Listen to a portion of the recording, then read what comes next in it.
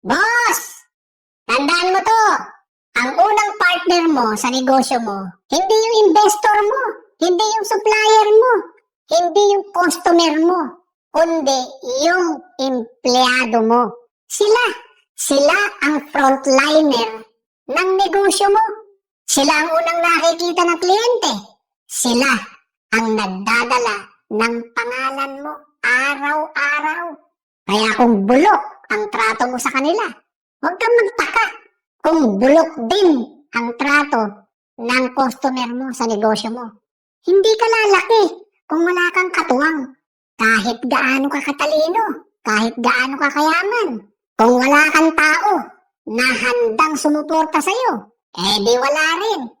Kaya ayusin mo yung relasyon mo sa mga empleyado mo. Huwag mong gawing alipin, huwag mong pahirapan. Bigyan mo ng respeto, tamang sahod at pagkilala. Kasi kung sila ay masaya, gagawin nila lahat para lumago yung negosyo mo. Tandaan mo na ang negosyo na walang maayos na empleyado, para yung barko na walang crew, lulubog. Pero ang boss na marunong mag-alaga at makisama sa tao, kahit simpleng bangka lang, makakarating yan ng ligtas at matagumpay. Real talk lang, mga ma'am sir. Kung gusto mong tumagal yung negosyo mo, huwag puro yabang.